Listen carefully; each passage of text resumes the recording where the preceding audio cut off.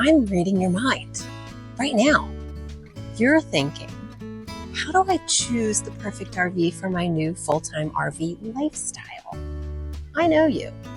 2 years ago, I was you. So in this video, I'm going to share 6 essential tips to help you choose that perfect RV home. The one that will feel like it was made just for you. And honestly, number 6 is, in my opinion, the most important tip of them all. So grab a notepad or a Siri for a voice memo and let's get to it. Choosing the right RV is like choosing the right pair of shoes. Just think about it.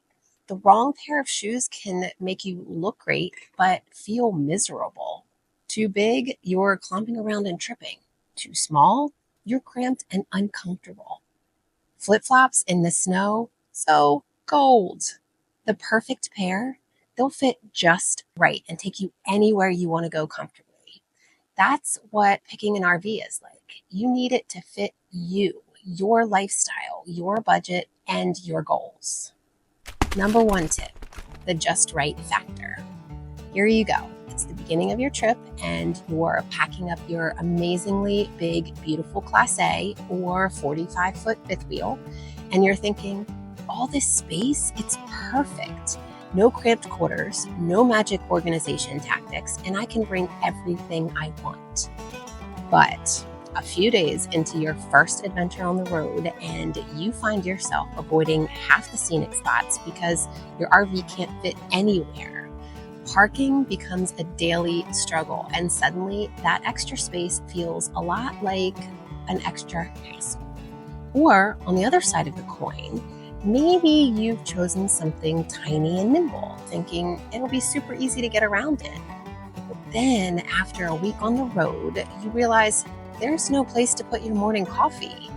You're constantly ducking, and a toilet in the living space isn't quite as convenient as you imagined it would be in the beginning. Right now, you're starting to feel every single inch of that limited space. Here's the tip. Size does really matter. Choosing the right size RV home is all about knowing what you want your lifestyle to look like. Just ask yourself, are you planning on hitting big campgrounds with easy access and hookups?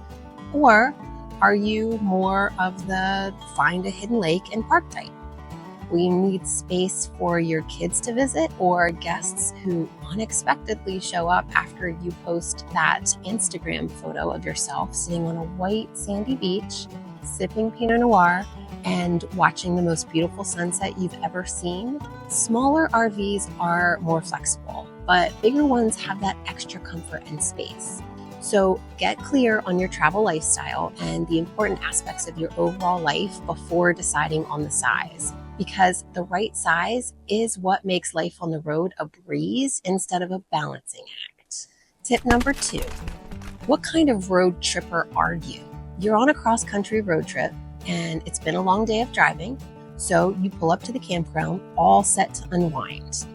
Now, if you've got a drivable RV and you're towing a vehicle, you park, you unhook the vehicle, you back that RV right up into the space like it was made for you. You put it in park and set up in 30 minutes or less, and then you're off. But if you have a towable, first, you've got to either figure out how to back into that spot without taking down 2 trees, the neighbor's campfire, and most importantly, your power pole. Then, once you've done that, you've still got to unhook everything and level it all out and then set up. You're lining up the hitch, you're disconnecting the cables, and if you're like most people, you're starting to wonder why you trusted all those truck drivers on YouTube who made backing into those 8 feet wide rest stop spots look like they just found the last piece of the puzzle, and it fits perfectly. Don't get me wrong, some folks love their towable trailers. I tow a fifth wheel, and I love it. Driving long distances in my truck puts my mind at ease knowing I don't have all this open space behind me where who knows what gizmo is doing back there. Others swear by drivable RVs because they just want to hop in, hit the road, park, unhitch the car real quick, and check out that world's largest pickle they just placed. So I want you to think about your travel preferences. If you want simplicity and convenience, drivable RVs are amazing. But if you're more of a setup, camp, and roam person, a towable might be the way to go. Neither is better or worse. It's just about finding what makes your life easier when you're on the road.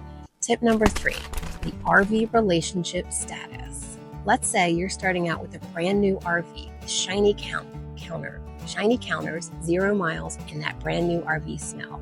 It's like the RV version of a fairy tale romance. Everything is perfect, and it feels like this RV was made just for you. But then there's the price tag, and you start to wonder if maybe you could make things work with a pre-loved RV instead. Used RVs do have charm, and they typically come at a better price. But sometimes they have quirks. It could be a quirky fridge that hums like a baritone at 3 a.m. Or maybe there's an odd little creak in the floor every time you step in a certain spot. For some people, these quirks add character. For others, they're kind of just a headache waiting to happen. Here's the bottom line. If you are looking for peace of mind and fewer surprises, new RVs offer a warranty typically and a little bit more predictability. But if you're handy and you have a smaller budget, or you just love a little bit of character, a used RV could be a perfect fit. Either way, there will be a few surprises. Having a new RV and a warranty is a good way to go if you don't want to deal with those surprises on your own. But do keep one thing in mind. Most of the warranties require you to either drop your home off at the shop for an undetermined amount of time while you hunker down in an overpriced Airbnb, or they require you to find a certified mobile tech who will work with the warranty folks to get paid. But a used RV also comes with age, and there are a lot of campgrounds out here that put a cap on the age of the rigs they allow in their lots. Overall, both have their pros and cons. In my opinion, it comes down to what type of person you are when it comes to handling surprises. Are you a fix-it-yourself human, or an I'm okay with the occasional Airbnb kind of person? Tip number 4, walking space that works. Imagine you're in your RV and it's time for breakfast. You're moving between the stove, the fridge, and the sink, but every time you turn around, there's a cabinet, or the table's in the way, or your daughter is still sleeping on the sofa that is actually in the kitchen part of your rig. And let me tell you, she's not a breakfast gal. By the end of it, making bacon and eggs feels more like an obstacle course than a peaceful cooking session. Or how about this? How about your daughter's midnight bathroom dash?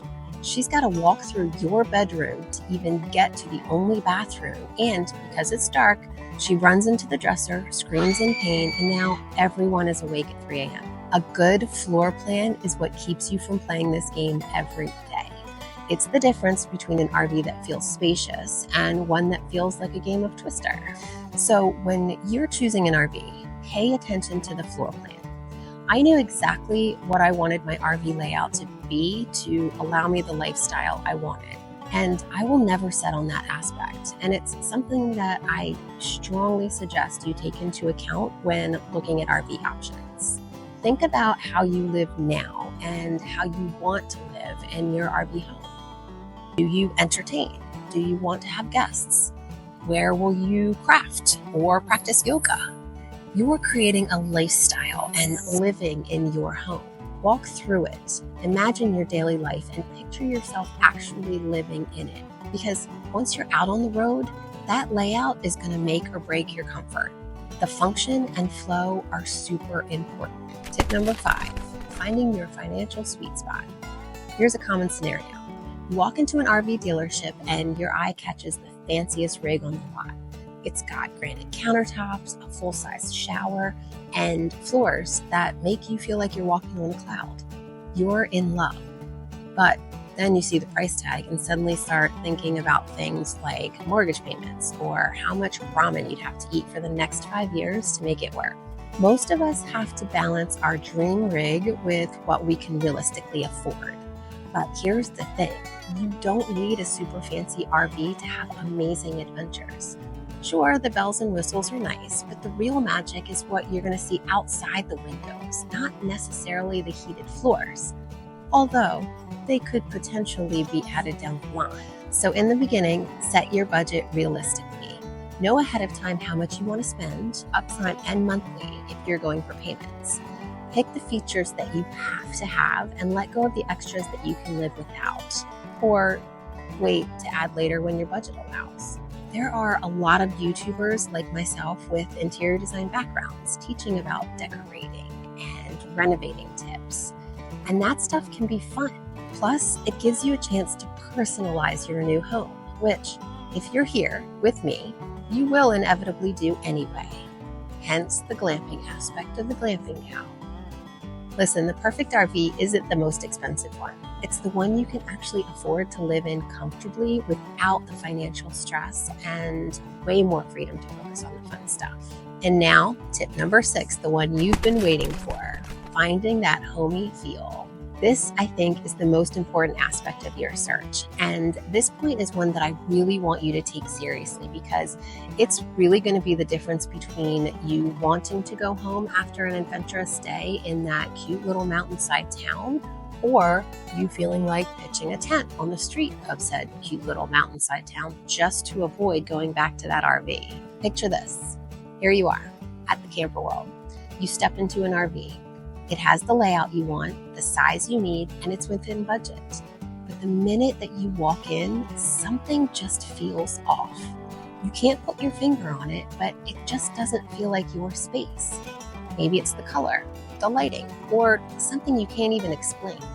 Whatever it is, it just doesn't feel like home. Full-time RV living is all about living in a home on wheels. When you're out in the middle of nowhere, or maybe even just parked by the ocean, you want to feel cozy and content in your space, in your home. And that vibe, it's not always something you can measure. It's something that you just feel. So when you're picking your RV, make sure that it passes the vibe check. Step inside, take a deep breath, and ask yourself if you can imagine yourself there day in and day out. If it feels right, then you're on the right track. You'll know it's right when it has that homey vibe, where you can actually picture yourself waking up, making coffee, and relaxing inside. Trust your gut. It's gotten you this far in life, and now it's taking you on the adventure of a lifetime. So, there you have it, folks. Choosing an RV really is like picking out the right pair of shoes. The size, the fit, the style, the budget, and that just right feeling all have to come together. Because just like the wrong shoes can make a long walk miserable, the wrong RV can make your travels a lot more stressful than they need to be. If you guys enjoyed this video, hit that subscribe button below for more tips on RV life. Also, join my free newsletter for even more insider tips, campground info, and a bunch of freebies. There's a link for that in the description below. And now that you've officially decided to jump into full-time RV life, you're going to want to check out this video sharing the biggest piece of advice to start the moving in process. But for now, until next time, see ya!